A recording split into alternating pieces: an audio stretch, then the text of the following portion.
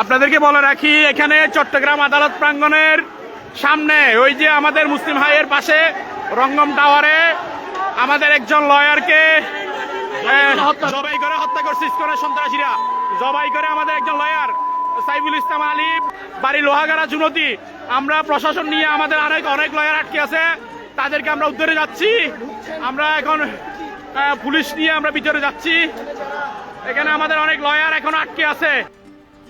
চট্টগ্রাম আদালত এলাকায় বাংলাদেশ চিন্ময় কৃষ্ণ দাস ব্রহ্মচারীকে মুক্তির দাবিতে ইসকন সমর্থকদের হামলায় রাষ্ট্রপক্ষের আইনজীবী সাইফুল ইসলাম আলিফ নিহত হয়েছেন।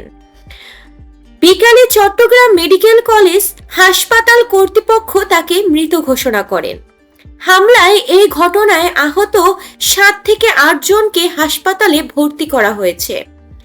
ঘটনার সত্যতা নিশ্চিত করেছেন চট্টগ্রাম আদালতের সহকারী public prosecutor Mohammad advocate Enamul. তিনি বলেন, সাইফুল ইসলাম আন্তর্জাতিক ইসলামী বিশ্ববিদ্যালয়ের ছাত্র ছিলেন। তিনি 2018 সালে জেলা আইনজীবী সমিতির সদস্য হন। পরে তিনি হাইকোর্টের আইনজীবী হিসাবেও নিবন্ধন পান। অ্যাডভোকেট সাইফুল ইসলাম আলিফ লোহাগাড়া উপজেলার চুন্তি এলাকার বাসিন্দা। তার বাবার নাম জালাল উদ্দিন। সম্প্রতি তিনি চট্টগ্রাম আদালতের সহকারী পাবলিক প্রসিকিউটর হিসাবে নিয়োগ পেয়েছেন। অ্যাডভোকেট মোক্তার উদ্দিন সাগর নামের এক আইনজীবী জানান, আমার চোখের সামনে অ্যাডভোকেট সাইফুল ইসলাম আলিফকে কোপানো হয়েছে। চমেক হাসপাতালের নতুন পরিচালক ব্রিগেডিয়ার জেনারেল মোহাম্মদ তসলিম উদ্দিন ঢাকা পোস্টকে বলেন, চট্টগ্রাম আদালতে সংঘর্ষের ঘটনায় 7 থেকে 8 জনকে হাসপাতালে ভর্তি করা হয়েছে। তাদের মধ্যে একজনকে মৃত ঘোষণা করা হয়েছে। এর আগে গতকাল সোমবার বিকালে ঢাকা থেকে চট্টগ্রামে যাওয়ার সময় শাহজালাল বিমানবন্দর থেকে বাংলাদেশ পুলিশের বিশেষায়িত গোয়েন্দা শাখার ডিবি সদস্যরা চিন্ময় কৃষ্ণ দাসকে গ্রেফতার করে।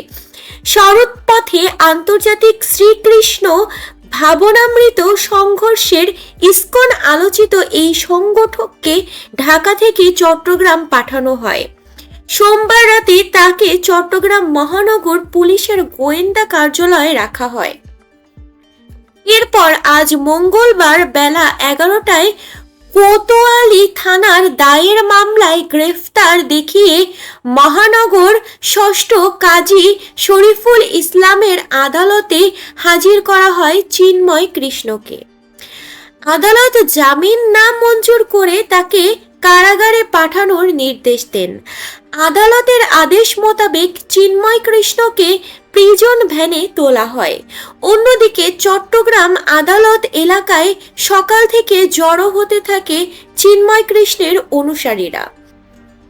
আদালত জামিন নামঞ্জুর করলে চিন্ময় কৃষ্ণের অনুসারীরা বিক্ষোভ করে। এক পর্যায়ে তারা প্রিজন ভ্যান আটকে দেয়। পরে পুলিশ ও বিজিবি মিলে আন্দোলনকারীদের সরিয়ে দেওয়ার চেষ্টা করে। এ সময় পুলিশের সঙ্গে সংঘর্ষে জড়ায় বিক্ষোভকারীরা। দুপুরের দিকে বিক্ষোভকারীরা ছত্রভঙ্গ হয়ে আদালত এলাকায় মসজিদ ও দোকানসহ বিভিন্ন প্রতিষ্ঠানে হামলা চালায়। এ সময় বেশ কয়েকটি মোটরসাইকেলও ভাঙচুর করা হয়। একই সঙ্গে আইনজীবী সহ বিভিন্ন লোকের উপর হামলা করা হয়। চট্টগ্রাম আদালত সহ আশেপাশের এলাকায় থমথমে অবস্থা বিরাজ করছে। ওই এলাকায় বিপুল পরিমাণ আইন শৃঙ্খলা বাহিনী রক্ষাকারী বাহিনী সদস্যদের মোতায়েন করা হয়েছে।